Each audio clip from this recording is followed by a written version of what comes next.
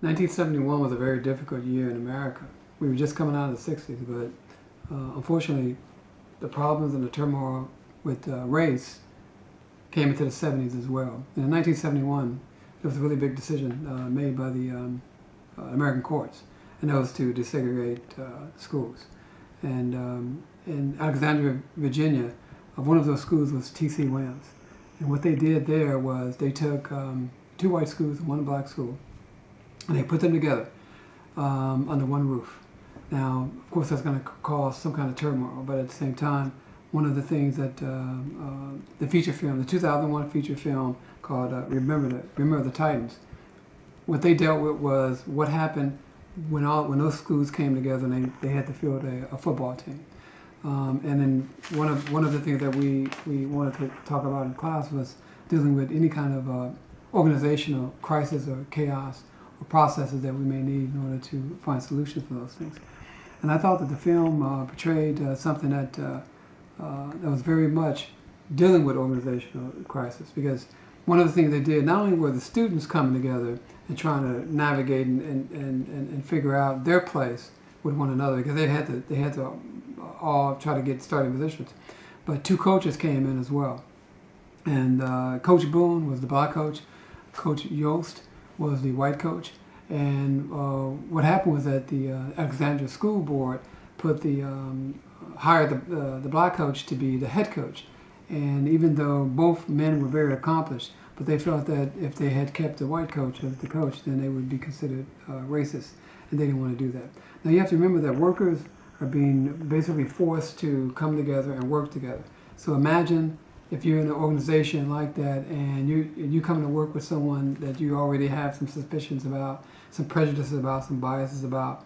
So that a lot of times that's going to be very difficult. So the organizational dispute is kind of what we're talking about here, and it just brings up a host of management principles. Now, the two theories we want to talk about, number one would be probably the unplanned change, and also the process of emotion in the workplace. Now, the unplanned change that's pretty self-explanatory.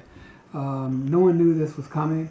Well, they kind of knew it was coming, but when it happened, it just happened. At the beginning of the season, everybody had to kind of figure everything out. So when the football team came together, they had to kind of figure it all out. Now, the big difference in the football team was the fact that when a head coach is basically just like a CEO, and the CEO is at the top, and the CEO is the one who's going to kind of forge a particular culture, a work culture within that organization. Now the CEO is going to make sure that the executives know what he's doing. The executives go down to management, middle management, and rank and file, and that's just how it was in this situation as well. Coach Boone wanted it to be his culture. He was a disciplinarian. He was very hard on the kids, whereas Coach Yost was more of a softer touch, and that's kind of how he would win football games. So it was the classic organizational crisis where you had two leaders basically bumping heads and trying to figure it out. So let's kind of analyze that particular problem. When you have different personalities like that coming together, it becomes very difficult in the workplace, because you have to try to navigate and try to figure out who's going to do what. In this case, Coach Boone, he was such a disciplinarian that at one point, there was one scene in the film I want to bring up, and that was the fact that he basically brought the boys out at 3 a.m. to go running in the rain, and what the white coach, Coach Yost, said, look, we're just a football team. We're not the military for the most part. And Boone just kind of gave him a look of, shut up, this is my team. And that's how it was with this organization. It was almost a dictatorship in a lot of ways with this. Now what would happen over time is that, the fact that if they tried to march to an undefeated season, both coaches came into a lot of difficulty. And what happened is they found out that the other's way of doing things sometimes is not always the bad way.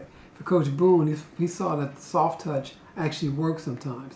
For Coach Yost, he saw that being a little harder on the kids actually works sometimes. So by the end of the film, both had kind of come together, and that's how it would be in any kind of workplace situation. it's always better to try to figure out how the other half lives in a way. And the fact that, for example, we had a situation in the text where there were two people who just were butting heads, and one just didn't trust the other.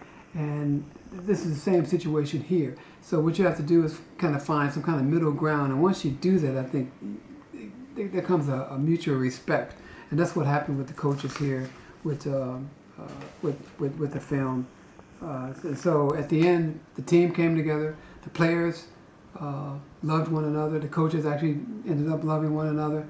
And it was a good situation. And organization-wise, it worked as far as having an organization that's strong and has a particular culture that's steeped in success.